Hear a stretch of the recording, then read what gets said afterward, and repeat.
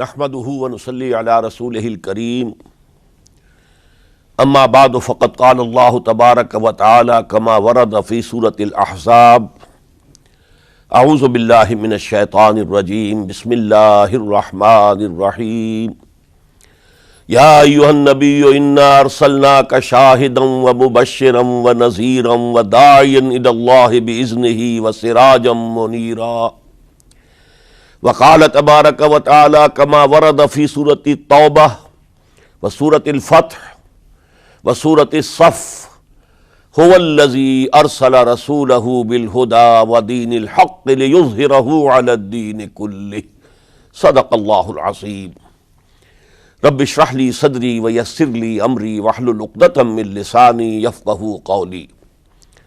معزز حاضرین اور محترم ناظرین، السلام علیکم ورحمۃ اللہ وبرکاتہ۔ اس سے قبل کی نشست میں ہم یہ دیکھ چکے ہیں کہ شہادت علی الناس یہ اصل میں کار رسالت کے لیے تعبیر ہے۔ حق کی گواہی دینا اپنے قول سے، پھر اپنے عمل میں اس کا نمونہ پیش کر دینا تاکہ حجت قائم ہو جائے کہ یہ کوئی ناممکن العمل بات نہیں ہے جس کا مطالبہ اللہ تعالیٰ فرما رہا ہے۔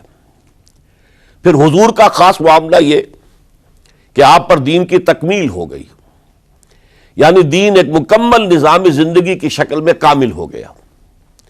تو اب ظاہر بات ہے کہ اب آپ کی طرف سے اتمام حجت اسی وقت ہو سکتی تھی جبکہ آپ اس پورے نظام زندگی کو عملاً قائم کر کے دکھاتے۔ اب یہاں غور کیجئے، کسی بھی نظام زندگی کو کسی معاشرے میں، کسی خطہ زمین میں نافذ اور قائم کرنا یہ اصل میں ایک انقلابی عمل ہے، اس لیے کہ خلا دنیا میں کہیں نہیں ہوتا، کوئی نہ کوئی نظام موجود ہوتا ہے۔ اگر کہیں بادشاہی نظام ہے اور آپ جمہوری نظام لانا چاہتے ہیں تو اس کے لیے انقلاب کی ضرورت ہے، ریولوشن کے بغیر تو نہیں ہوگا۔ اگر کہیں سرمایہ دارانہ نظام ہے لیکن آپ اشتراکی نظام لانا چاہتے ہیں تو ریولوشن از نیسیسری۔ نظام کو بدلنا ایک انقلابی عمل ہے، اور اس میں آپ کو معلوم ہے کہ دو قوتیں ایک دوسرے کے بالمقابل آتی ہیں۔ ایک وہ جو انقلاب کے نام لیوا ہوتے ہیں، ہم یہ نظام لانا چاہتے ہیں۔ ظاہر بات ہے کہ وہ ایگزسٹنگ سسٹم کو کہتے ہیں یہ غلط ہے، یہ ظالمانہ ہے، یہ ڈپریسو ہے، یہ ایکسپلائٹیٹو ہے، یہ ڈسکریمنیٹنگ ہے۔ اس نظام کو غلط کہیں گے تبھی ایک انقلاب کی ضرورت محسوس ہوگی۔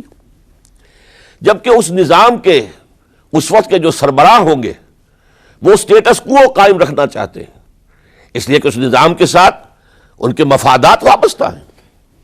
اب کہیں پر جاگیردارانی نظام ہے اور آپ وہاں چاہتے ہیں اشتراکی نظام لانا، تو کیا جاگیردار اسے گوارا کریں گے؟ کہیں بادشاہی نظام ہے، آپ وہاں جمہوری نظام لانا چاہتے ہیں تو کیا بادشاہ اور اس کا خاندان اسے برداشت کرے گا؟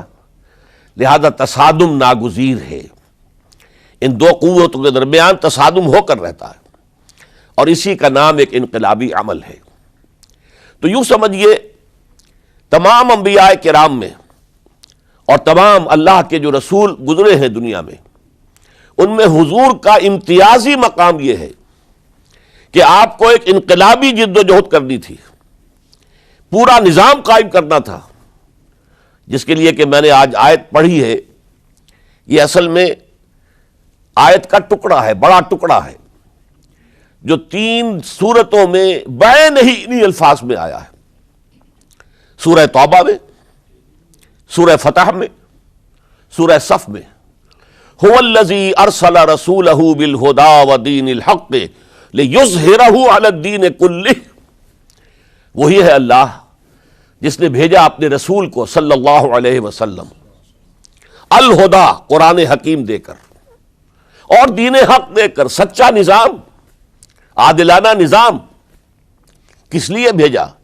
تاکہ غالب کرے اسے تمام کے تمام نظام زندگی کے اوپر۔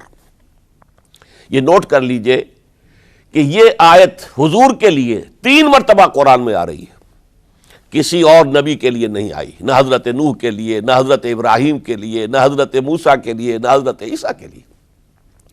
گویا کہ حضور کو جو رول اسائن ہوا وہ ایک ریولوشنری رول تھا، اور اسی وجہ سے آپ کی پوری سیرت جو ہے در حقیقت وہ انقلابی جد و جہد کے مختلف مراحل ہیں. اور یہ بھی دنیا نے تسلیم کیا ہے کہ تاریخ کا عظیم ترین انقلاب، گمبھیر ترین انقلاب، موسٹ پروفاؤنڈ ریولوشن وہ تھا جو محمد عربی صلی اللہ علیہ وسلم نے نافذ کیا. اس کی گواہی دی ایم این رائے نے 1920 میں، ہسٹوریکل رول آف اسلام، اس کی کتاب آج بھی انڈیا میں چھپتی ہے اور بکتی ہے. وہ کہتا ہے کہ جو عظیم انقلاب محمد نے برپا کیا تھا وہ تاریخ انسانی کا سب سے بڑا انقلاب ہے. اسی کی ایچ جی ویلز نے اسی کی شہادت دی.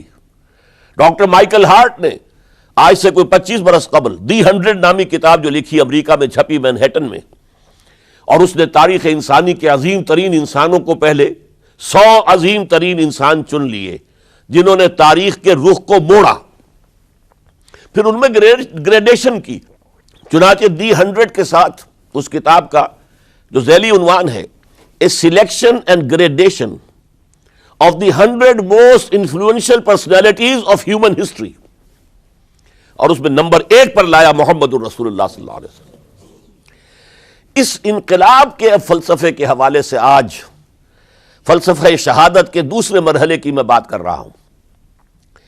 ہم اس سے پہلے دیکھ چکے ہیں اس انقلاب کو برپا کرنے کے لیے سینکڑوں صحابہ نے جام شہادت نوش کیا. 70 صحابہ تو صرف غزوہ احد کے اندر شہید ہو گئے. 70 صحابہ کو ذبح کر دیا گیا، بلایا گیا تھا مبلغین اور معلمین کی حیثیت سے، اور دھوکہ دے کر انہیں ذبح کر دیا گیا. 250 سے اوپر صحابہ کرام نے جام شہادت نوش کیا ہے. تب وہ انقلاب برپا ہوا. جاء الحق وزهق الباطل ان الباطل کان زہوقا. اب انقلابی عمل کا ایک خاصہ ہے، اسے آج سمجھیے گا. تو شہادتوں کا ایک دوسرا دور جو شروع ہوا ہے، جس کے سب سے بڑے مظہر ہیں شہادت عمر فاروق رضی اللہ تعالی عنہ، شہادت عثمان غنی رضی اللہ تعالی عنہ، شہادت علی مرتضی رضی اللہ تعالی عنہ. 4 خلفائے راشدین میں سے 3 نے جام شہادت نوش کیا. اس شہادت کا پس منظر کیا تھا، اب اسے سمجھیے. ہر ریولوشن کا ایک خاصہ ہوتا ہے. یہ جو کشاکش ہو رہی ہوتی ہے انقلاب کے علمبرداروں میں اور داعیوں میں، اور اپنے نظام، قدیمی نظام کو ڈیفینڈ کرنے والوں میں، گارڈ اپ یور لائنس، تمہارے انٹرسٹ، تمہارے مفادات پر زد پڑ رہی ہے، اپنے نظام کی حفاظت کرو. یہ جو تصادم جب اس مرحلے کو پہنچ جائے کہ اس نظام کے حامی یہ محسوس کریں کہ اب ہماری پیش نہیں جا رہی، اب تو یہ انقلابی کامیاب ہو جائیں گے، ہم ان کو ریزسٹ نہیں کر سکتے، تو عام طور پر ایک حربہ وہ یہ استعمال کرتے ہیں، فی الحال اب دبک جاؤ، کونوں کھجروں میں بیٹھ جاؤ، بلکہ بظاہر ان میں شامل ہو جاؤ، اور پھر انتظار کرو کسی اپروپریٹ مرحلے پر پھر انقلاب لائیں گے. اس کا نام ہوتا ہے کاؤنٹر ریولوشنری موومنٹس. چنانچہ یہی ہوا ہے. جزیرہ نما عرب میں محمد الرسول اللہ صلی اللہ علیہ وسلم نے کفار کو، مشرکین کو شکست فاش دی. یہودی بھی جتنے آباد تھے انہیں بھی شکستیں دی. 3 قبیلے جو مدینے میں تھے وہ نکال دیے گئے. ان کا بڑا گڑھ تھا خیبر، اسے بھی فتح کر لیا گیا. انقلاب مکمل ہو گیا. اب کچھ لوگ جو ہے دبک گئے، کچھ لوگوں نے جھوٹ موٹ کو اسلام کا لبادہ اوڑھ لیا، منافقت کی شکل اختیار کر لی. اسے پنجابی میں کہتے ہیں نیوی پاؤ، اس وقت تو ذرا گردن جھکا دو، اب جب وقت آئے گا پھر دیکھیں گے، ہمیں کوئی موقع ملے گا تو پھر بغاوت کریں گے. یہ کاؤنٹر ریولوشنری موومنٹس. چنانچہ نبی اکرم صلی اللہ علیہ وسلم کے انتقال کے بعد جزیرہ نما عرب میں 2 مخالف انقلاب تحریکیں چلی. نمبر 1، کچھ مدعیان نبوت سامنے آ گئے، ہم بھی نبی ہیں، مسیلمہ کذاب ہے، طلیحہ ہے، بے شمار 6، 7، 8 بہت سے لوگ ان کو ماننے والے ہو گئے. اور اسی طریقے سے بہت سے لوگوں نے کہا کہ ہم زکوٰۃ نہیں دیں گے، حکومت کو نہیں دیں گے، ہم زکوٰۃ خود اپنی خرچ کریں گے اپنے غریبوں پر. یہ دو چیلنج تھے نظام خلافت کے لیے. اس کے اس پس منظر کو ذہن میں رکھیے. عرب میں کبھی کوئی مرکزی حکومت تھی ہی نہیں، لہذا وہ لوگ عادی نہیں تھے. اگر کوئی حکومت پہلے ہوتی تو کوئی ٹیکس ہوتے، پہلے کوئی عادی ہوتے، وہ تو وہاں پر تو کوئی نظام تھا ہی نہیں. انہیں زکوٰۃ بہت بھاری لگ رہی تھی. ہم سے یہ لیا جا رہا ہے، ہماری آمدنی کا ایک حصہ، یہ بہت انہیں کھل رہا تھا، شاخ گزر رہا تھا. اسی طریقے سے عرب کی صورت یہ تھی کہ پورا ملک تقسیم تھا، قبائلی، اور ہر قبیلے کا سردار گویا کہ اپنے علاقے کا وہ بے تاج بادشاہ تھا. جیسے آپ کو معلوم ہے افغانستان میں طالبان کے آنے سے پہلے وار لارڈز مختلف علاقوں کے اندر انہوں نے پھاٹک لگا لیے، اپنے علاقے بنا لیے، ہر ایک اپنی جگہ پر. میں خود یہاں کا مالک ہوں، مختار ہوں. اور اب طالبان کے خاتمے کے بعد دوبارہ وہی صورت پیدا ہو گئی، امن و امان ختم ہو چکا ہے، وار لارڈز ہیں، ان کے اپنے علاقے ہیں. تو ان کے لیے ظاہر بات ہے کہ وہ دبک تو گئے تھے جب ان کی پیش نہیں جا رہی تھی، جب وہ مجبور ہو گئے تھے، انہوں نے اطاعت قبول کر لی تھی. اسی لیے ان کے بارے میں سورہ حجرات میں فرمایا گیا قالت الاعراب آمنا، یہ بدو کہہ رہے ہیں ہم ایمان لے آئے. قل، اے نبی ان سے کہہ دیجئے، لم تؤمنوا، تم ایمان نہیں لائے ہو، ولکن قولوا اسلمنا، یوں کہو کہ ہم نے اطاعت قبول کر لی ہے، ہم اسلام لے آئے ہیں. ولما يدخل الايمان في قلوبكم، ابھی تک ایمان تمہارے دلوں میں داخل نہیں ہوا. یہ سب کا معاملہ نہیں تھا، لیکن اکثر کا معاملہ تھا. ان میں مومنین صادقین بھی تھے، لیکن اکثر کا معاملہ یہ تھا. یہی وجہ ہے، دیکھیے جیسے قرآن مجید کی صورت نازل ہوئی تھی تکمیل انقلاب کے بعد، اذا جاء نصر اللہ والفتح ورأیت الناس يدخلون فی دین اللہ افواجا، جب اللہ تعالیٰ کی نصرت اور مدد آ گئی اور فتح حاصل ہو گئی اور حضور کو اور صحابہ کو جزیرہ نما عرب کے اندر غلبہ حاصل ہو گیا، اب لوگ فوج در فوج آ رہے ہیں، اطاعت قبول کر رہے ہیں، دائرہ اسلام میں داخل ہو رہے ہیں. لیکن نوٹ کیجئے حضور کے انتقال کے بعد جو یہ دو کاؤنٹر ریولوشنری موومنٹس اٹھیں، ایک جھوٹے مدعیان نبوت اور ایک منکرین زکوٰۃ، ان کے نتیجے میں تقریباً تو پورا عرب مرتد ہو گیا. یخرجون من دین اللہ افواجا، اب فوج در فوج وہ اللہ کے دین سے نکل گئے، یہاں تک کہ اسلام صرف ملک کے حجاز، تھوڑا سا علاقہ، اس کے بھی بڑے شہروں تک محدود رہ گیا. یہ خطرناک صورتحال تھی جس سے کہ حضرت ابو بکر صدیق رضی اللہ تعالیٰ عنہ کو سابقہ پیش آیا. وہ اگرچہ ایک بڑے نحیف الجسم، بڑے رقیق القلب انسان تھے، بہت رحیم اور شفیق، حضور کی شخصیت کا عکس کامل تھے. جیسے حضور کی سب طبیعت میں نرمی، رقت، شفقت، رحمت، ایسے ہی ان میں. لیکن جب ذمہ داری کا بوجھ آیا ہے، چیلنج آیا ہے تاریخ کا، اس وقت معلوم ہوا کہ ان کی تو شخصیت آہنی ہے، بڑی قوی، بہت مضبوط. ان کا عزم، ان کی ہمت، ان کا استقلال، ان کا اللہ پر توکل. اس موقع پر میں آپ کو بتاتا ہوں، بہت سے لوگوں نے مشورہ دیا تھا کہ مصلحت کا تقاضا ہے کہ کئی محاذ نہ کھولیے بیک وقت. مسلمانوں کے دل پہلے ہی زخمی ہیں حضور کے انتقال کی وجہ سے. پھر حضور نے ایک جیش اسامہ تیار کیا تھا، ہم نے چاہا تھا کہ آپ اسے روک دیں، آپ نے کہا نہیں، جو لشکر حضور نے تیار کیا ابو بکر اسے نہیں روکے گا، وہ گیا. پھر جو مدعیان نبوت ہوئے وہ تو یقیناً کافر ہو گئے، لہذا ان سے بھی قتال کرنا پڑے گا. کم سے کم منکرین زکوٰۃ کے ضمن میں نرمی کیجئے. انہوں نے کفر نہیں کیا، کلمہ شہادت پڑھتے ہیں، نماز کا انکار نہیں کیا، زکوٰۃ کا بھی انکار نہیں کیا. یہ کہا کہ ہم آپ کو نہیں دیں گے، اپنی زکوٰۃ جمع کریں گے، اپنے ہی غریبوں میں تقسیم کر دیں گے.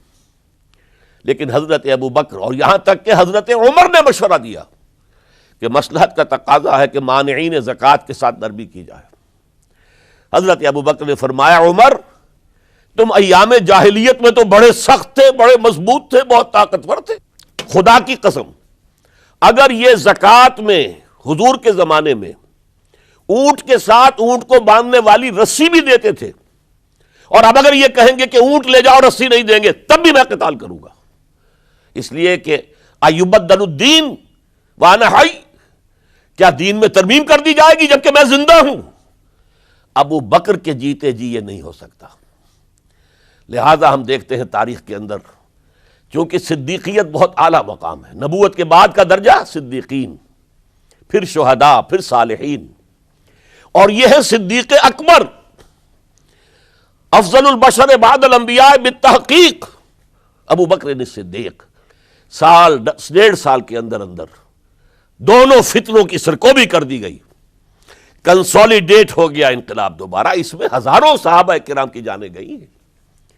ایک جنگ یمامہ مشہور ہے، مسیلمہ کذاب کے خلاف 500 حفاظ اس جنگ میں شہید ہو گئے۔ تشویش ہو گئی کہ اگر حفاظ جو ہے اس طرح شہید ہو گئے تو کہیں قرآن گم نہ ہو جائے، ضائع نہ ہو جائے۔ کتابی شکل میں تو تھا ہی نہیں، وہ تو سینوں میں محفوظ تھا، اس لیے تجویز پیش کی گئی کہ اب اسے کتابی شکل میں، جیسے ایک کتاب 2 جلد کے گتوں کے مابین ہوتی ہے، مابین دفتین مرتب کر دیا جائے۔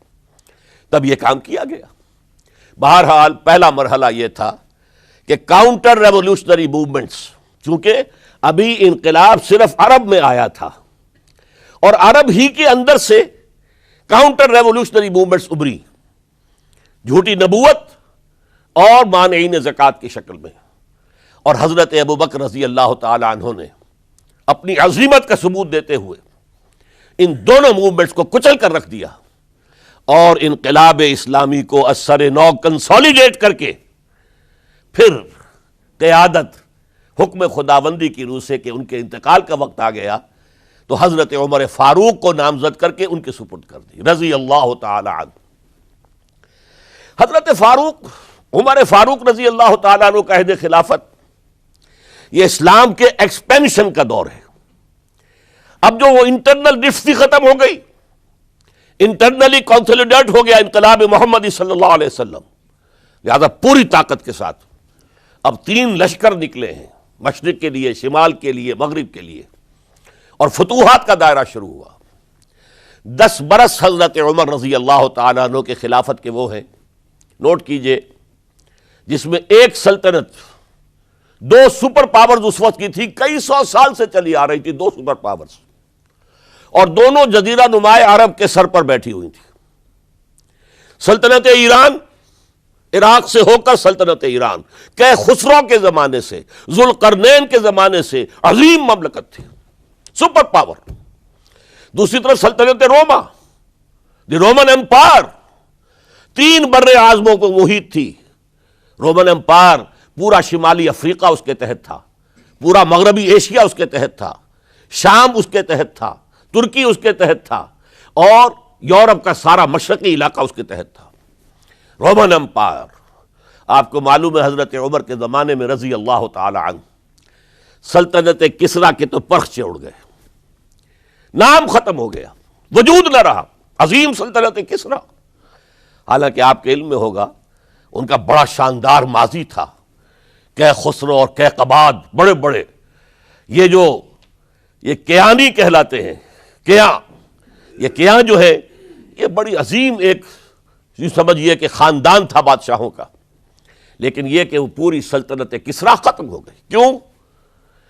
اس نے حضور کے نامہ مبارک کو چاک کیا تھا، اور حضور نے فرما دیا تھا صلی اللہ علیہ وسلم، خسرو نے میرا خط نہیں چاک کیا، اپنی سلطنت چاک کر دی، اور واقعتاً سلطنت کسریٰ جو ہے ختم ہو گئے، نام و نشان ختم ہو گیا۔ دوسری طرف سلطنت روما تھی، عیسائیوں کے ساتھ، چونکہ وہ تھی کرسچین، عیسائیوں کے ساتھ حضور کے زمانے میں کوئی براہ راست تصادم نہیں ہوا تھا، سارا تصادم ہوا تھا یا مشرکین عرب سے اور یا یہودیوں سے۔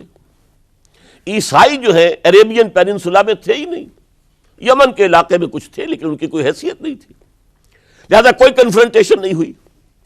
دوسرے عیسائیوں میں ابھی اہل علم موجود تھے، جیسے آپ کو معلوم ہے نجاشی بادشاہ کیسے ایمان لے آئے، اس نے حضرت عیسیٰ کے بارے میں پوچھا، حضرت جعفر طیار رضی اللہ تعالیٰ عنہ نے سورہ مریم کی آیات پڑھ کر سنائیں، اور اس نے کہا بین ہی جو ان آیات میں تم نے پڑھا ہے عیسیٰ کی حقیقت اس سے تن کے برابر بھی زیادہ نہیں ہے۔ اسی طرح ہرقل نے جب اس کو حضور کا نامہ مبارک پہنچا، اس نے جو بھی پیغامبر آئے تھے ایلچی، ان کا اکرام کیا، احترام کیا۔ وہ عالم تھا، جان گیا کہ یہ نبی آخر الزماں ہے، چاہتا تھا کہ میں ایمان لے آؤں بشرطے کہ میرے سارے درباری سپہ سالار بھی ایمان لے آئیں۔ جیسے کہ سن 300 عیسوی میں پوری رومن امپائر نے عیسائیت اختیار کی تھی، اس سے پہلے وہ بت پرست تھے۔ 300 عیسوی میں سلطنت روما کا جو ایمپرر تھا وہ ایمان لے آیا حضرت عیسیٰ پر۔ اس وقت تک ظاہر بات ہے اسلام حضرت عیسیٰ کا دین تھا، حضور تو ابھی آئے نہیں، حضور کے آنے میں تو ابھی 300 برس باقی ہیں۔ وہ عیسائی ہو گیا، پوری مملکت عیسائی ہو گئی، تو وہ نظام جو تھا حکومت کا برقرار رہا، انٹیکٹ رہا۔ ہرقل یہ چاہتا تھا کہ اسی طرح میری پوری سلطنت ایمان لے آئے تو میری حکومت برقرار رہے، لیکن یہ کہ اس کے جو درباری تھے اور اس کے بڑے بڑے جو سپہ سالار اور جرنیل تھے انہوں نے ریجیکٹ کر دیا، اور یہ بادشاہت کی بیڑی اس کے پاؤں میں پڑی رہ گئی۔ ایمان تو نہیں لایا لیکن پہچان گیا تھا حضور کو صلی اللہ علیہ وسلم۔ اور اس سلطنت روما سے پھر آپ کو معلوم ہونا چاہیے کہ مسلمانوں نے اس کی 3 ٹانگوں میں سے 2 ٹانگیں توڑ دی، پورے شمالی افریقہ سے نکال باہر کیا، پورے مغربی ایشیا سے، یہ شام اور ترکی کا علاقہ اناطولیہ نکال دیا، اور اس کی سلطنت محدود رہ گئی یورپ کے اندر۔ تو یہ عظیم کام ہوئے ہیں حضرت عمر رضی اللہ تعالی عنہ کے عہد میں۔ اب سوچئے اس عظیم ریولوشن کا بھی کوئی کاؤنٹر ریولوشن ہونا چاہیے تھا کہ نہیں؟ ایرانی بڑے زبردست نیشنلسٹ لوگ تھے، نسل پرست، اپنی نسل پر فخر کرنے والے، ہماری روایات عظیم ہیں، ہم خسرو کے وارث ہیں۔ اور آپ کو معلوم ہے کہ آخری جو بادشاہ تھا رضا شاہ پہلوی، وہ چاہتا تھا کہ خسرو کے دور کی عظمت اور سطوت کو دوبارہ لے آئے۔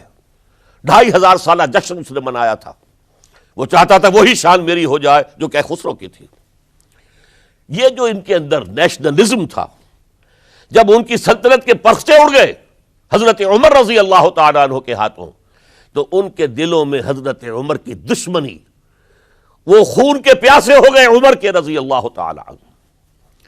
میں یہاں آپ کو ذرا ایک حوالہ دے دوں، فردوسی نے جو شاہ نامہ لکھا، حالانکہ وہ مسلمان تھے لیکن چونکہ پرانے ایرانی ذہن کی عکاسی کر رہے تھے، تو انہوں نے جب کہ عرب فوجیں آئی ہیں تو اس نے ایران کا جو اپنے اوپر فخر تھا اس کی ترجمانی کرتے ہوئے لکھا ہے، زشیر شتر خوردن و سوسمار عرب را بجائیست آیت قرار کہ تخت کیارا کنند آرزو تفو برتو ہے چرخ کرداں تفو، کہ یہ عرب اونٹنیوں کا دودھ پینے والے، گوہ کھانے والے، یہ گوہ ایک بڑی سی چھپکلی کا جیسا جانور ہوتا ہے جو صحرا کے اندر ہوتا ہے، اور وہ اپنا ایک گھر بنا کر رہتا ہے، اسے کھاتے تھے یہ۔ تو یہ گوہ کھانے والے، اونٹنیوں کا دودھ پینے والے عرب، آج ان کی یہ جرت، یہ جسارت، یہ ہمت کہ تخت کیاں کنند آرزو، کہ وہ آج آرزو کر رہے ہیں کہ کئے سلطنت کئے کا تخت جو ہے وہ ہمیں مل جائے۔ تفو برتو ہے چرخ گرداں تفو، تف ہے تجھ پر اے گردش کرنے والے آسمان، تف ہے تجھ پر۔ لہذا اب کاؤنٹر ریولوشنری موومنٹس آئی ہے، حضرت عمر کی شہادت اس کا نتیجہ ہے۔ ہرمزان ایک جرنیل تھا اور اس کے جنگی جرائم اتنے شدید تھے ایرانی کے کہ واجب القتل تھا۔ وہ گرفتار ہو کر حضرت عمر کے سامنے پیش کیا گیا۔ حضرت عمر نے فرمایا یہ واجب القتل ہے، اس کی گردن اڑا دی جائے۔ اس کی چالاکی دیکھیے، اس نے کہا امیر المومنین، اے مسلمانوں کے امیر عمر رضی اللہ تعالی عنہ، مجھے ذرا پانی پلوا دیجیے۔ حضرت عمر نے فرمایا پانی لا دو۔ ایک کٹورے میں پانی دے دیا گیا۔ پھر کہا دیکھیے امیر المومنین، مجھے ضمانت دیجیے کہ جب تک میں یہ پانی پی نہ لوں مجھے قتل نہیں کریں گے۔ فرمایا ہاں ہاں تم پانی پی لو، جب تک یہ پانی تم نہیں پیو گے ہم قتل نہیں کریں گے۔ اس نے وہ کٹورا پھینک دیا، نہ اب میں یہ پانی پی سکتا ہوں، نہ آپ مجھے قتل کر سکتے ہیں، کیونکہ آپ کا عہد یہ ہے کہ جب تک میں یہ پانی نہیں پیوں گا آپ مجھے قتل نہیں کریں گے۔ اس ہیلے سے جان بچا گیا۔ پھر اس شخص نے ابو لولو فیروز، ایک غلام تھا، اسے اس کام کے لیے تیار کیا۔ حضرت مغیرہ ابن شعبہ کا غلام تھا وہ، اور حضرت مغیرہ نے اس سے روزانہ کی ایک اجرت کہ تم کام کرو، مجھے صرف 7 آنے روزانہ دے دیا کرو۔ اس نے آ کر حضرت عمر سے کہا کہ میرا جو آقا ہے مغیرہ ابن شعبہ، یہ مجھ سے بہت زیادہ طلب کرتا ہے۔ حضرت عمر نے پوچھا کیا دیتے ہو؟ 7 آنے۔ تم کرتے کیا ہو؟ کہ میں نجار بھی ہوں، میں لوہار بھی ہوں، میں یہ کام کرتا ہوں۔ فرمایا اتنے پیشوں کا جاننے والا اس کے لیے یہ روزانہ کا ٹیکس یہ زیادہ نہیں ہے، یہ تمہیں دینا چاہیے۔ اس نے کہا میں چکیاں بھی بناتا ہوں۔ حضرت عمر نے فرمایا پھر ایک چکی ذرا مجھے بھی بنا دینا۔ کہنے لگا آپ کے لیے تو میں ایسی چکی بناؤں گا کہ جس کی آواز دنیا بھر میں جائے گی۔ وہ شخص ہے اور ہرمزان کی سازش کے تحت وہ ایرانی جسے بعد میں ایرانیوں نے کیا کہا، جس نے قتل کیا حضرت عمر فاروق کو، حضرت ابو لولو فیروز۔ آج بھی ایران میں اس کی قبر کی تصویریں بکتی ہیں بازار کے اندر، حضرت ابو لولو فیروز۔ وہ آیا ہے مسجد نبوی میں، اور آ کر اس نے جبکہ حضرت عمر رضی اللہ تعالیٰ عنہ امامت فرما رہے حملہ کیا، 5-6 وار خنجر کے کیے۔ حضرت عمر رضی اللہ تعالیٰ شدید مجروح ہو گئے۔ یہ انتقام تھا جو عجم نے، وہ سلطنت کے جس کے ٹکڑے ختم ہو گئے تھے، جس کا ٹکڑے کر دیے گئے تھے، اس نے انتقام لیا عالم اسلام سے۔ سمجھا انہوں نے یہ تھا کہ شاید یہ پوری عمارت اسی ایک ستون پر کھڑی ہے، حضرت عمر ہی کے ستون پر کھڑی ہے، اس ستون کو گرا دو گے پوری عمارت گر جائے گی۔ لیکن ثابت ہوا نہیں، یہ محمد کی بنائی ہوئی عمارت ہے صلی اللہ علیہ وسلم، یہ بہت قوی ہے، اس کی بنیادیں بہت مضبوط ہیں، کوئی ذرا سی تریڑ بھی نہیں آئی، ذرا سی تریڑ بھی نہیں آئی۔ حضرت عمر فاروق کی شہادت کے بعد حضرت عثمان رضی اللہ تعالیٰ عنہ کا دور خلافت شروع ہوا، اور جوں کا توں جو قافلہ چل رہا تھا آگے چلتا چلا گیا۔ حضرت عثمان رضی اللہ تعالیٰ عنہ کے بارے میں بہت قیل و قال ہے، ان پر تنقیدیں بھی کی، اپنوں نے بھی کی ہیں، دشمنوں نے بھی کی ہیں، لیکن بات جان لیجئے یہ تاثر غلط ہے کہ ان کے پورے دور خلافت کے اندر فتنہ رہا یا ہنگامہ رہا، قتل غلط۔ 10 برس خلفائے راشدین میں طویل ترین دور خلافت حضرت عثمان کا ہے رضی اللہ تعالیٰ عنہ، 12 برس۔ حضرت ابو بکر کے تو 2.25 برس تھے، حضرت عمر کے 10 برس تھے، ان کا 12 برس، اور 12 میں سے 10 سال ایسے تھے بعین ہی جیسے حضرت عمر کے 10 سال تھے۔ امن و امان ہے، سکون ہے، چین ہے، اور قافلہ اسلام بڑھ رہا ہے، فتوحات کا دائرہ بڑھتا چلا جا رہا ہے، فتوحات سیلاب کے مانند آگے بڑھ رہی ہیں۔ تھمتا نہ تھا کسی سے سیل رواں ہمارا یہ سیل رواں کوئی روکنے والی کوئی طاقت دنیا میں رہی نہیں تھی۔ کسرا ختم، سلطنت ایران ختم، اور دوسری سپر پاور سلطنت روما، اس کی 3 میں سے 2 ٹانگیں توڑ دی گئی، 1 رہ گئی۔ اب کون تھا؟ خارج میں کوئی طاقت نہیں تھی جو اسلام کے اس سیلاب کو اور پوری نوع انسانی پر اتمام حجت اور اللہ کے دین کو پہنچانے کے راستے میں رکاوٹ بن سکتی ہے۔ اب ایک فتنہ اٹھا، دیکھیے حضور کی کنفنٹریشن 3 مذاہب سے ہوئی تھی۔ ایک مذہب مشرکین کا، شرک کا قلع کما کر دیا گیا جزیرہ نما عرب سے، ختم ہو گئے۔ انہوں نے کاؤنٹر ریولوشنری موومنٹس اٹھائیں حضرت ابوبکر کے زمانے میں، ان کو کرش کر دیا حضرت ابوبکر صدیق رضی اللہ تعالیٰ عنہ، چاہے ہزاروں صحابہ شہید ہوئے۔ اس کے بعد دوسری طاقت کون تھی مذہبی؟ یہودی۔ یہود کے 3 قبیلے مدینے میں آباد تھے، بنو قینقاع، بنو قریظہ، بنو نذیر۔ 2 کو مدینے سے نکال دیا گیا ان کی بدعہدی کی وجہ سے۔ حالانکہ حضور نے مدینہ تشریف لاتے ہی ان سے معاہدے کر لیے تھے. ان کا میثاق مدینہ یہ در حقیقت ایک پیکٹ تھا جوائنٹ ڈیفنس آف مدینہ کا. مدینہ پر اگر کوئی حملہ کرے گا، اور ظاہر بات ہے کہ ایک امکان تھا کہ مکے والے آ کر حملہ کریں، مشرکین مکہ، لیکن مدینہ کا ہم تحفظ کریں گے مل کر، مسلمان اور یہودی.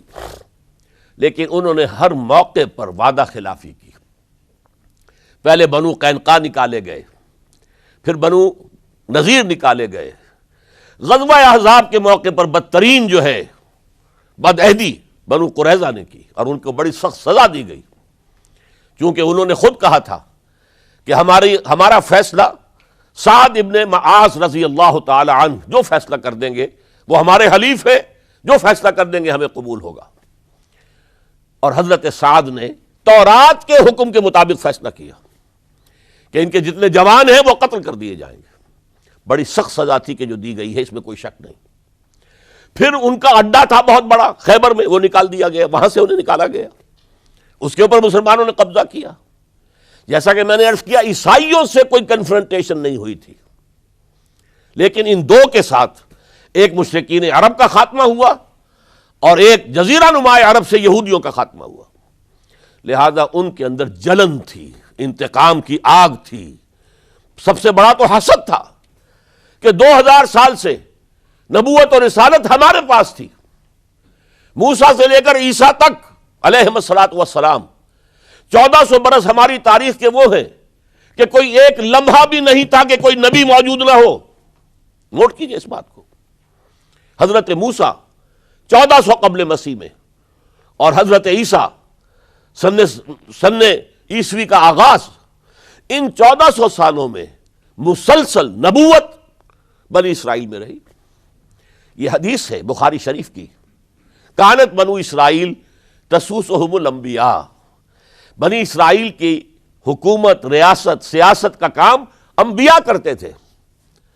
اذا ہلک نبی خلفہ نبی، جب بھی نبی کا انتقال ہوتا تھا ان کا خلیفہ دوسرا نبی ہوتا تھا.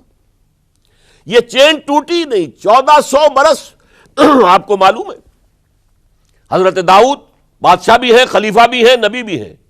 ان کے بیٹے حضرت سلیمان بادشاہ بھی ہے، نبی بھی ہے، خلیفہ بھی ہے. اسی طریقے سے یہ سلسلہ چلتا رہا. تورات انہیں دی گئی، انجیل انہیں دی گئی، زبور انہیں دی گئی، بے شمار صحیفے اور دوسرے چھوٹے نبیوں کو دیے گئے. لیکن پھر اللہ تعالیٰ نے نبی آخر الزماں کی حیثیت سے محمد الرسول اللہ کو چن لیا، جو اسرائیلی نہیں تھے، جو اسماعیلی تھے، حضرت ابراہیم کے بڑے صاحبزادے حضرت اسماعیل علیہ السلام کی اولاد میں سے. اس پر انہیں سخت رنج، حالانکہ وہ پہچانتے تھے حضور کو. ان کی کتابوں میں جو نشانیاں لکھی تھی وہ پوری حضور پر جو ہے مطابق ہو رہی تھی. قرآن کہتا ہے یعرفونہ کما یعرفون ابناہم، وہ ایسے پہچانتے ہیں محمد کو صلی اللہ علیہ وسلم جیسے کہ اپنے بیٹوں کو پہچانتے. لیکن انہوں نے نہیں مانا. بدترین دشمن، حسد کی آگ میں جلنے والے، اور آج تک وہی معاملہ ہے. ان کی نیچر تبدیل نہیں ہوئی ہے. اب جو کچھ قیامت صغریٰ آنے والی ہے مڈل ایسٹ میں، عراق پر حملے کے بعد جو کچھ ہوگا، اس سب کی سازش کس نے کی ہے؟ یہود نے. یہ ساری اسرائیلی سازش ہے. بہرحال یہ علیحدہ بات ہو جائے گی. اب انتقام یہودیوں کا آیا. یہودیوں کو یہ معلوم تھا ہم تعداد میں اتنے کم ہیں اور ڈسپرسڈ ہیں. سن 70 عیسوی میں ایک رومن جنرل ٹائٹس، اس نے حملہ کر کے یروشلم بیت المقدس کی اینٹ سے اینٹ بجائی. 1,33,000 یہودی ایک دن میں قتل کیے. اور ان کا سیکنڈ ٹیمپل جو تھا، جو حضرت سلیمان نے بنایا تھا، معبد، عبادت گاہ، ہم تو اسے مسجد کہیں گے، مسجد اقصی، لیکن انہوں نے اسے کہا ہیکل، ٹیمپل. اس کو گرا دیا تھا نبوکڈنضر نے 587 عیسوی میں. دوبارہ انہوں نے بنایا، اسے ٹائٹس نے گرا دیا. وہ آج تک گرا پڑا ہوا ہے، آج تک. صرف ایک دیوار اس کی سلامت ہے جسے وہ ویلنگ وال کہتے ہیں. وہاں جا کر ماتم کرتے ہیں، روتے ہیں، پیٹتے ہیں. اور اس کو اس وقت سے نکال دیا گیا یہودیوں کو، نکل جاؤ فلسطین سے، بھاگ جاؤ یہاں سے، دفع ہو جاؤ. لہٰذا وہ ڈسپرس ہو گئے. کوئی یورپ چلے گئے، کوئی روس چلے گئے، کوئی ہندوستان چلے گئے، کوئی افریقہ کے ممالک میں چلے گئے، کچھ ایران میں آ گئے. یہ سب اس کو وہ کہتے ہیں ڈایاسپورا، ہمارا وہ دور جس میں ہم دنیا میں منتشر تھے. جب پوری دنیا میں منتشر تھے تو ظاہر بات ہے کسی فوجی مہم کے ذریعے سے مسلمانوں سے انتقام لینا ممکن نہیں تھا، لیکن انتقام لیا ایک ایسی سازش کے ذریعے سے، ایک ایسا فتنۃ الکبریٰ جو ہے برپا کیا ہے، جس کا کہ میں ابھی آپ سے اندازہ کرتا ہوں، جس کے نتیجے میں حضرت عثمان رضی اللہ تعالیٰ عنہ شہید ہوئے. اس کو یوں سمجھیے کہ حضور کے دور میں جن لوگوں نے شہادتیں پیش کی، انہوں نے اسلام کو قائم کرنے کے لیے شہادتیں دی. اب دور خلافت راشدہ میں جو شہادتیں پیش کی گئیں وہ اسلام کو قائم رکھنے کے لیے، جو عمارت بن گئی ہے اب گرنے نہ پائے، اسے دشمن گرا نہ دیں، اس ڈیفنس کے اندر، اس تحفظ کے اندر جانے دی، ہزاروں نے دی. چنانچہ ایک یہودی عبداللہ ابن سبا، یمن کا رہنے والا، اسلام کا لبادہ اوڑھ کر آتا ہے منافق بن کر، حالات کا جائزہ لیتا ہے، کہاں پانی مرتا ہے، کس طریقے سے میں ان میں انتشار پیدا کر سکتا ہوں، کس طریقے سے مسلمانوں کو آپس میں لڑا سکتا ہوں. اس نے آ کر دیکھیے تاریخ کے اندر اس سے پہلے بھی ہوا تھا، حضرت عیسیٰ کے دین، اصل دین کو ختم کرنے والے سینٹ پال، جب تک حضرت مسیح دنیا میں تھے سینٹ پال بدترین دشمن تھا حضرت عیسیٰ کا. لیکن جب حضرت عیسیٰ کو اٹھا لیا گیا رفع سماوی کے بعد، وہ عیسائیت کا لبادہ اوڑھ کر آ گیا. مجھے عیسیٰ کی زیارت ہوئی ہے، میں ان پر ایمان لے آیا ہوں، اور اس کے بعد حضرت عیسیٰ کے دین کو ختم کر کے رکھ دیا، توحید کو تثلیث میں بدل دیا. اس سے بڑی تباہی کیا ہوگی؟ اور حضرت عیسیٰ کہہ کر گئے تھے کہ میں صرف بنی اسرائیل کے گھرانے کی کھوئی ہوئی بھیڑوں کی تلاش میں آیا ہوں. اس نے جینٹائلز، غیر یہودی جو ہے، ان کے اندر بھی اپنی دعوت و تبلیغ کا معاملہ شروع کیا. نمبر 3 حضرت عیسیٰ کہہ کر گئے تھے، دیکھنا یہ نہ سمجھنا کہ میرے آنے سے شریعت موسوی ختم ہو گئی ہے. Don't think I have come to destroy law, the mosaic law, حضرت موسیٰ کی شریعت لاگو رہے گی تم پر. سینٹ پال نے ساکت کر دیا. تو جدید عیسائیت، ڈاکٹر مائیکل ہارٹ، جس کا میں نے حوالہ دیا دی 100 کا مصنف، وہ کہتا ہے کہ موجودہ عیسائیت کرسچینٹی نہیں ہے، پالزم ہے. یہ حضرت عیسیٰ کا دین نہیں ہے، یہ تو پال کا دین ہے. ایک شخص نے یہ کام کر دیا. اسی طرح کا ایک شخص آیا تھا عبداللہ ابن سبا. اس نے سب سے پہلے تو دیکھا کہ اس معاشرے کے اندر قریش کے 2 گھرانوں کی بڑی پرانی چشمک ہے، بنو امیہ، بنی ہاشم. پرانی ان کے اندر قبائلی چشمک چلی آ رہی ہے. اسلام نے آ کر اسے دبا دیا. ختم نہیں ہوتی یہ چیزیں، نسل بعد نسل چلتی ہیں، اندر دبی رہتی ہیں. آگ بجھی ہوئی نہ جان، آگ دبی ہوئی سمجھ. اس نے جان لیا کہ یہ بہترین موقع ہے، اگر اس قبائلی عصبیت کو میں ہوا دے سکوں تو مسلمان منقسم ہو جائیں گے، ایک دوسرے کے ساتھ دست و گریبان ہو جائیں گے. اس نے آتے ہی کہنا شروع کیا، خلافت کا حق بنو ہاشم کا ہے. یہ عثمان، یہ بنو امیہ میں سے ہے، بنو امیہ کو کوئی حق نہیں ہے خلافت کا. 2 پہلے جو خلیفہ تھے، حضرت ابوبکر، حضرت عمر، وہ نہ ہاشمی تھے نہ اموی تھے. حضرت ابوبکر بنو تیم میں سے تھے، نہ ہاشمی نہ اموی.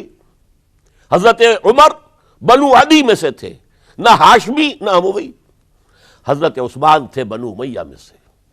اب یہاں دکھتی ہوئی رگ کو اس نے چھیڑا. حضور ہاشمی تھے، بنو ہاشم کا حق ہے خلافت. عثمان غاصب ہے معاذ اللہ رضی اللہ تعالی عنہ. پچھلے دونوں بھی غاصب تھے. خلافت حق ہے بنو ہاشم کا. پھر حضرت علی کی شان میں یہاں تک کہ یہ تو خدا حلول کیے ہوئے ہیں علی کے اندر، یہ گاڈ انکارنیٹ ہے، یہ خدا ہے. دیکھیے توحید بھی ختم کی، اس نے تثلیث بنائی تھی، اور حضرت عیسیٰ کو خدا کا بیٹا بنایا تھا. اس نے حضرت علی کو خدا بنا دیا. اور آپ کو معلوم ہونا چاہیے آج بھی نصیری شیعہ دنیا میں موجود ہیں جو حضرت علی کو خدا کہتے ہیں. دی گاڈ انکارنیٹ، کہ اللہ جو ہے حلول کر گیا تھا حضرت علی کے اندر رضی اللہ تعالیٰ عنہ، معاذ اللہ ثم معاذ اللہ ثم معاذ اللہ۔ پھر اس نے ایک طریقہ اختیار کیا، حضرت عثمان پر تنقیدیں شروع کی، حضرت عثمان کے گورنرز کے خلاف جھوٹے الزامات لگانے شروع کیے، اڈے بنا لیے بصرہ میں، کوفہ میں، مصر میں، اور وہاں بصرے میں کوفے کے امیر کے خلاف اس نے یہ کر دیا، اس نے یہ کر دیا، اس نے خیانت کی، اس نے فلاں کیا، بیت المال پہ ڈاکہ ڈالا، اور کوفے میں بصرہ کے امیر کے خلاف، شام میں دمشق میں مصر کے گورنر کے خلاف، اور مصر میں جا کر شام کے گورنر کے خلاف، اور ہر جگہ حضرت عثمان رضی اللہ تعالیٰ عنہ کے خلاف۔ اب آپ کو معلوم ہے اس دنیا میں تو اطلاعات بھی نہیں پہنچتی تھی آسانی سے، کئی دن میں جا کر، کئی ہفتوں میں جا کر تو خط پہنچتے تھے، کوئی ٹیلی فون نہیں، کوئی تار نہیں، کوئی بے تار برقی نہیں، کچھ بھی تو نہیں، وائرلیس نہیں، کچھ نہیں، لہٰذا یہ فتنہ بڑھتا رہا اندر ہی اندر، اور پھر ہر جگہ سے بلوائی، وہ جو سبائی کہنا چاہیے، وہ مدینے میں آ گئے، گھیرا کر لیا اور مطالبہ کیا کہ حضرت عثمان مستعفی ہو جائیں، خلافت چھوڑ دیں۔ حضرت عثمان نے کہا تمہارے کہنے سے میں نہیں چھوڑ سکتا۔ ان پر جب الزامات لگائے گئے انہوں نے ہر الزام کی صفائی پیش کر دی۔ اس صفائی کے پیش کرنے والوں میں سب سے بڑھ کر خود حضرت علی تھے رضی اللہ تعالی عنہ۔ مسجد نبوی میں آ کر انہوں نے ان بلوائیوں کو جمع کیا اور حضرت عثمان کے خلاف جو بھی الزام لگائے گئے تھے ان سب کی صفائی اور جواب دیا اس کا، لیکن بلوائی جو ہے اڑے ہوئے تھے۔ ادھر سے حضرت امیر معاویہ، وہ عامل تھے، گورنر تھے شام کے، انہیں اطلاع مل رہی ہے، وہ کہتے ہیں آپ ہمیں اجازت دیجئے ہم فوج لے کر آئیں اور ان کے ٹکڑے اڑا دیں۔ لاکھوں کی فوجیں تھی کھڑی ہوئی، حضرت عثمان کی مملکت کا آپ تصور کر سکتے ہیں؟ قرآن میں عظیم ترین حکمران کے نام سے کے حوالے سے نام آیا ذوالقرنین کا۔ ذوالقرنین کے خسرو یا سائرس، اس کی سلطنت سے کم 2 گنا بڑی سلطنت تھی جس پر حضرت عثمان رضی اللہ تعالی عنہ حکومت کر رہے تھے۔ مصر سے عمرو بن العاص کہہ رہے ہیں کہ آپ اجازت دیجئے میں فوج لے کر آؤں اور ان کا ٹکڑا کر دیا جائے، تکہ بوٹی کر دی جائے۔ حضرت عثمان کا فیصلہ تھا یہ مجھے قتل کر دیں تو قصاص لے لینا، لیکن میں اپنی جان کے تحفظ کے لیے کسی کلمہ گو کا خون بہانے کو تیار نہیں۔ حضرت طلحہ، حضرت زبیر، حضرت علی کہہ رہے ہیں آپ اجازت دیجئے کہ ہم ان کے خلاف جنگ کریں، مدینے میں بیٹھے ہوئے، فرماتے نہیں، ان کے خلاف جنگ کی اجازت میں نہیں دے سکتا۔ یہ میری ذاتی، مجھ پر تنقیدیں کر رہے ہیں، ذاتی دشمنی ہے، میں اپنی ذات کے تحفظ کے لیے کسی کلمہ گو کا خون جو ہے نہیں بہاؤں گا۔ لاکھوں کی فوجیں موجود تھیں، لیکن حضرت عثمان نے یہ طے کیا میں اپنی جان کے تحفظ کے لیے میں نہیں ہاتھ اٹھاؤں گا، میں کسی اور کو اجازت نہیں دوں گا کہ ان کے خلاف جنگ کرے۔ ہاں یہ میرے دشمن ہے، میری جان لے لیں، جب جان لے لیں گے تو قصاص لے لینا۔ یہ معاملہ ہوا ہے، اور پھر نہایت ہی بے رحمی کے ساتھ، نہایت بے رحمی کے ساتھ، اور نوٹ کیجئے حضرت علی کے دونوں صاحبزادے حضرت حسن، حضرت حسین رضی اللہ تعالیٰ عنہم اجمعین، وہ حضرت عثمان کے دروازے پر پہرا دے رہے ہیں کہ کوئی بلوائی، کوئی حضرت عثمان کو قتل کرنے کے ارادے سے گھر میں داخل نہ ہو سکے۔ وہ گھر کے پچھواڑے سے دیوار پھلانگ کر آئے ہیں اندر، اور حضرت عثمان جب قرآن پڑھ رہے تھے اس حالت میں انہیں شہید کیا ہے۔ ان کی بیوی نائلہ نے ہاتھ آگے کیا ہے روکنے کے لیے تو ان کی انگلیاں کٹ گئیں، اور انگلیوں کا خون جو ہے اس مصحف پر، قرآن مجید میں اس صفحے کے اوپر حضرت عثمان کے خون کے دھبے لگ گئے۔ یہ حالات ہوئے حضرت عثمان کی شہادت کے، کہ انہوں نے چاہا وہ نظام قائم رہے۔ یہودیوں کا انتقام، یہودیوں کی سازش، اور ایسی سازش ہے کہ جس کے نتیجے میں اس کو کہا گیا الفتنۃ الکبریٰ، عظیم ترین سانحہ، عظیم ترین فتنہ۔ اور اس کے بعد جو خانہ جنگی ہوئی ہے، حضرت علی رضی اللہ تعالی عنہ اس کے بعد خلافت قبول کرنے کو تیار نہیں تھے، حضرت طلحہ قبول کرنے کو تیار نہیں تھے، کوئی بھی تیار نہیں۔ کیوں؟ یہ بلوائی ہے اس وقت یہاں پر، یہ کہہ رہے ہیں کہ تم خلیفہ بن جاؤ، تو جو بھی اس وقت خلیفہ بنے گا وہ ان کے ہاتھ میں کٹ پتلی بن جائے گا۔ بالآخر حضرت علی نے، ظاہر بات ہے کہ امت کو بغیر امام کے تو نہیں چھوڑا جا سکتا، بغیر امیر کے نہیں ہوگا تو شیرازہ منتشر ہو جائے گا۔ اب جو ہونا تھا ہو گیا، حضرت عثمان شہید ہو گئے رضی اللہ تعالی عنہ، لیکن بہرحال اب امت کا نظم تو قائم رکھنا ہے نا۔ حضرت علی نے بیعت قبول کر لی رضی اللہ تعالی عنہ، لیکن حضرت امیر معاویہ، عمرو بن العاص، ان دونوں نے کہا کہ حضرت علی اگر حضرت عثمان کے خون کا قصاص لے لیں، قاتلان عثمان کو اگر قتل کریں تو ہم بیعت کریں گے، ہم مدعی خلافت نہیں ہے، خلافت علی کی ٹھیک ہے رضی اللہ تعالی عنہ، لیکن سب سے پہلا مطالبہ ہمارا یہ ہے کہ حضرت عثمان کے خون کا قصاص لیا جائے۔ حضرت علی رضی اللہ تعالیٰ عنہ کے لیے بعض وجوہ سے ایسا کرنا ممکن نہیں ہوا۔ نتیجہ کیا نکلا؟ سب سے زیادہ اندوہناک اسلامی تاریخ کا یہ دور ہے۔ حضرت علی کے دور خلافت میں باہمی خانہ جنگی رہی مسلسل۔ جنگ جمل حضرت عائشہ صدیقہ کمانڈ کرتی ہوئی آئی ہیں، طلحہ اور زبیر ان کے ساتھ ہیں، اور اگرچہ حضرت علی رضی اللہ تعالیٰ عنہ کے ساتھ ان کی صلح ہو گئی، لیکن وہ جو بلوائی تھے، جو چاہتے نہیں تھے کہ امن ہو، وہ تو در حقیقت اسلام کے حصے بکھرے کرنے کے لیے آئے تھے، اسلام کی مملکت کو تباہ کرنے آئے تھے۔ انہوں نے فوری طور پر حملہ کر دیا حضرت عائشہ رضی اللہ تعالیٰ عنہ کے لشکر پر۔ اب ظاہر بات ہے کہ جنگ شروع ہو جائے تو پھر کون دیکھ سکتا ہے، آئدر کل اور بی کلڈ، دو شکلیں دو ہی ہوتی ہیں۔ ایک رات میں 10,000 مسلمان شہید ہوئے، قتل ہوئے۔ الفتنۃ الکبریٰ، عشرہ مبشرہ میں سے حضرت طلحہ، حضرت زبیر دونوں شہید ہو گئے۔ پھر اس کے بعد بھی بات تو ختم نہیں ہوئی۔ حضرت معاویہ رضی اللہ تعالی عنہ وہ فوج لے کر آئے۔ پھر جنگ صفین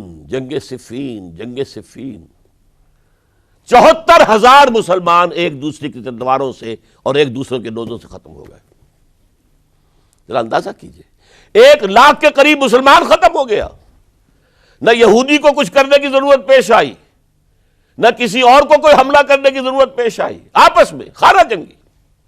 4.5 برس حضرت علی رضی اللہ تعالی عنہ ان کا دور خلافت ہے، پورا کا پورا باہمی خانہ جنگی کی نظر ہو گیا۔ اس میں حضرت علی پر معاذ اللہ کوئی الزام نہیں، رضی اللہ تعالی عنہ وکرم اللہ وجہہ، وہ امام حق تھے، لیکن یہ ہے کہ ان کا بے بس ہو گئے تھے، لاچار ہو گئے تھے، حالات پر کنٹرول نہیں ہو رہا۔ اسی جنگ صفین کے اندر جب ایک تجویز پیش کی گئی کہ لڑنے بھڑنے کی بجائے حکم مان لو، جیسے قرآن مجید میں آیا ہے کہ میاں اور بیوی کے درمیان اختلاف ہو جائے تو فَبَعْثُوا حَكَمًا مِّنْ أَهْلِهِ وَحَكَمًا مِّنْ أَهْلِهَا، ایک حکم لڑکے والوں کی طرف سے، ایک حکم لڑکی والوں کی طرف سے مقرر کر لو، وہ آپس میں معاملہ طے کرائیں۔ لہذا تحکیم کی تجویز کی گئی۔ حضرت علی نے یہ تجویز پیش کی گئی عمرو بن العاص رضی اللہ تعالیٰ عنہ کی طرف سے، جو حضرت معاویہ کے ساتھی تھے۔ حضرت علی اس تحکیم کو قبول نہیں کرنا چاہتے تھے، جانتے تھے کہ یہ ایک چال ہے جس میں میں آ رہا ہوں، لیکن بالآخر آپ نے وہ قبول کر لیا۔ اچھا بھائی، ابو موسیٰ اشعری ہماری طرف سے، عمرو بن العاص معاویہ کی طرف سے، یہ دو حکم ہیں۔ اس موقع پر اب تحکیم کیا ہوئی، کیا اس کی شرائط تھیں، کیا اس میں نہیں جانا چاہتا، اس وقت میں تاریخ نہیں بیان کر رہا، بلکہ مجھے اب چوتھے خلیفہ حضرت علی کی شہادت کا پس منظر بیان کرنا ہے۔ اور ہزاروں شہادتیں ہو رہی ہیں، لیکن اس دور کی شہادتوں میں سب سے چوٹی پر حضرت عمر کی شہادت، حضرت عثمان کی شہادت، حضرت علی کی شہادت رضی اللہ تعالی عنہم اجمعین۔ اس وقت حضرت علی کے جو حامی تھے، انہی میں سے ایک فرقہ علیحدہ ہو گیا کہ یہ تحکیم کفر ہے، ان الحکم الا للہ، حکم کا فیصلے کا اختیار اللہ کے سوا کسی کو نہیں ہے، لہذا یہ جو کیا ہے یہ غلط ہے۔ اور اس حد تک چلے گئے کہ جنہوں نے یہ تحکیم کو قبول کیا وہ کافر ہو گئے، علی بھی کافر، معاویہ بھی کافر، عمرو بن العاص بھی کافر، جنہوں نے مانا کافر۔ یہ لوگ کہلاتے خوارج تھے، یہ حضرت علی کی فوج میں شامل، حضرت علی کے حامی تھے، حضرت علی کی جماعت میں سے تھے، لیکن بس ایک غلطی، جذبات کے اندر آ کر، غصے کے اندر آ کر اس درجے، اور وہ حضرت علی سے علیحدہ ہو گئے۔ اس کے بعد انہوں نے اپنی ایک کانفرنس کی، ایک جنگ بھی ہوئی، پھر حضرت علی کو ان کے خلاف جنگ کرنی پڑی، وہ جنگ نہروان کہلاتی ہے، جن میں کہ ان خوارج کو حضرت علی نے بہت بڑی شکست دی۔ پھر انہوں نے کانفرنس کی آپس میں بیٹھ کر کہ علی کو یا معاویہ کو فوجی شکست دینا تو ہمارے لیے ممکن نہیں ہے، ایسے کرو کہ ان تینوں کو قتل کر دو، علی کو بھی قتل کر دو رضی اللہ تعالی عنہ، معاویہ کو بھی قتل کر دو رضی اللہ تعالی عنہ، عمرو بن العاص کو بھی قتل کر دو، تاکہ اس کے بعد مسلمان اپنا کوئی خلیفہ چن لیں گے۔